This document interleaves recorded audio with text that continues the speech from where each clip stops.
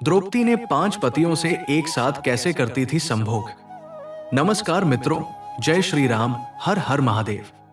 स्वागत है आपका हमारे YouTube चैनल हिंदी कहानी में, जहां हम आपके लिए लाते हैं वो कहानियां और कथा जो धर्म, नीति, मर्यादा और आत्मा की गहराइयों को छूती है। आज की कथा एक ऐसी स्त्री की है जिसे कभी 5 पतियों की पत्नी कहा गया, तो कभी धर्म की देवी, कभी क्रोध की ज्वाला, तो कभी क्षमा की मूर्ति। ये कथा है द्रौपदी की, उस स्त्री की जो अग्निकुंड से जन्मी, जिसने राजमहलों से लेकर वनवास तक सब कुछ देखा, जो 5 महारथियों की पत्नी थी और जिनके साथ उसने न सिर्फ जीवन बांटा बल्कि धर्म और प्रेम की परिभाषा भी गढ़ी। पर क्या आपने कभी सोचा है कि द्रौपदी कैसे 5 पांडवों की पत्नी बनी? क्या ये केवल कुंती की भूल थी या किसी पूर्वजन्म का गूढ़ रहस्य? क्या उनके संबंध केवल शरीर तक सीमित थे या आत्मा तक पहुंचे हुए किसी योगिनी जैसे नियम से संचालित थे? और जब एक स्त्री 5 पुरुषों की पत्नी बने तो वो प्रेम कैसे बांटती है, न्याय कैसे करती है, समर्पण कैसे निभाती है?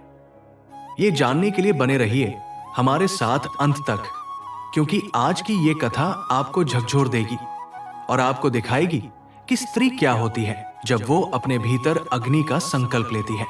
कथा शुरू होती है द्रुपद के यज्ञ से, जहां उन्होंने अर्जुन के लिए पुत्र की कामना की थी, पर अग्निकुंड से प्रकट हुई एक दिव्य कन्या कृष्णा, जिसे हम द्रौपदी कहते हैं। वो सुंदर थी, तेजस्विनी थी और उसके जन्म के साथ ही उसका भाग्य लिख दिया गया था।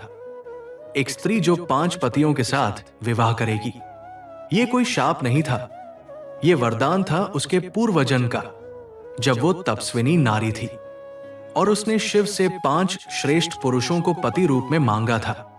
शिव ने कहा, एक जन्म में एक ही पति हो सकता है, पर अगले जन्म में तुम्हें 5 मिलेंगे। यही कारण था कि अग्निकुंड से निकली वो कन्या जब युवावस्था में पहुंची तो उसका स्वयंवर रचा गया और अर्जुन ने मछली की आंख भेद उसे जीत लिया। जब पांडव मां कुंती के पास लौटे और कहा कि माता देखो क्या लाए हैं, तो बिना देखे कुंती ने कह दिया, 5 में बांट लो। और यही बन गया उस स्त्री के जीवन का नया मोड़।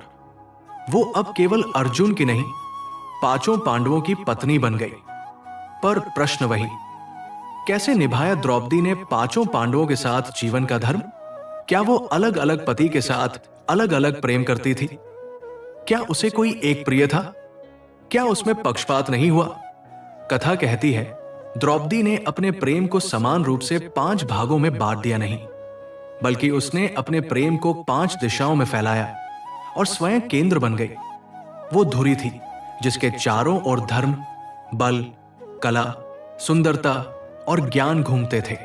श्री कृष्ण जो उसके आत्ममित्र थे, उन्होंने एक नियम स्थापित करवाया, प्रत्येक वर्ष द्रौपदी केवल एक पांडव के साथ रहेगी और बाकियों को उस समय उसके कक्ष में आने की अनुमति नहीं होगी।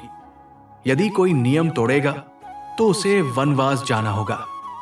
और इसी नियम के कारण एक बार अर्जुन को वनवास जाना पड़ा, क्योंकि उन्हें अपने धनुष की आवश्यकता थी और वो द्रौपदी के कक्ष में रखे थे।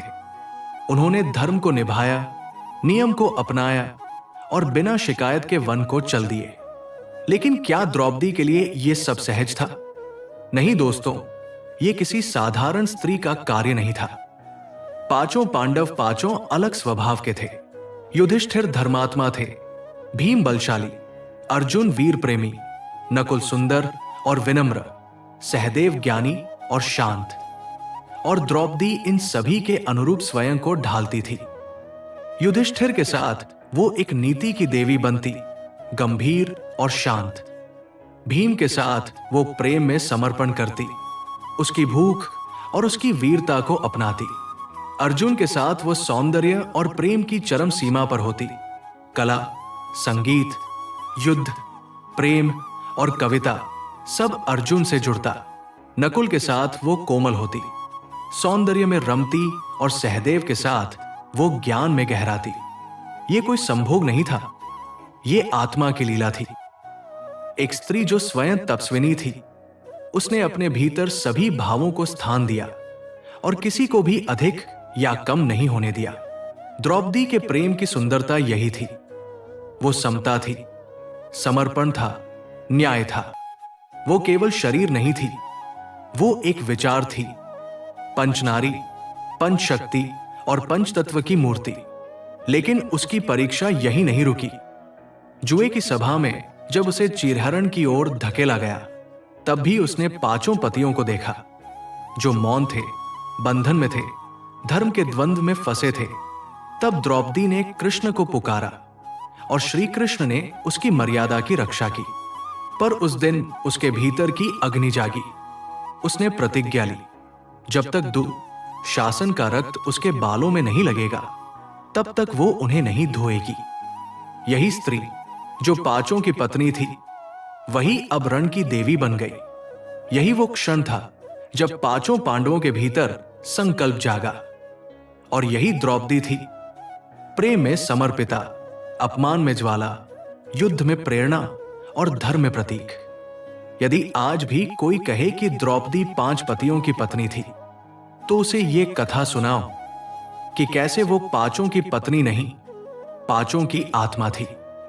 उसके जीवन का प्रत्येक वर्ष एक अलग तपस्या थी। उसका प्रेम कोई विकार नहीं, बल्कि विवेक था। और उसकी पांचों पतियों से संबंधों की गहराई कोई भौतिक नहीं, बल्कि आध्यात्मिक थी। यही थी द्रौपदी, अग्नि कन्या, धर्म पत्नी, समर्पण की देवी और इतिहास की सबसे न्यायप्रिय स्त्री। दोस्तों, अगर यह कथा आपके हृदय को छू गई हो, अगर आपने भी महसूस किया हो उस स्त्री की तपस्या, तो वीडियो को लाइक करें, चैनल को सब्सक्राइब करें और कमेंट में जय श्री कृष्णा लिखें। अगली कथा में हम बात करेंगे कि क्यों श्री कृष्ण ने द्रौपदी को अपनी सखी कहा और क्या था उनके बीच का वो रहस्य जो कभी बताया नहीं गया। मिलते हैं अगली अद्भुत और अलौकिक कथा में। तब तक याद रखिए, धर्म का मार्ग कठिन हो सकता है, पर जो उसे अपनाता है वो इतिहास बन जाता है। जय श्री कृष्णा, जय महाकाली।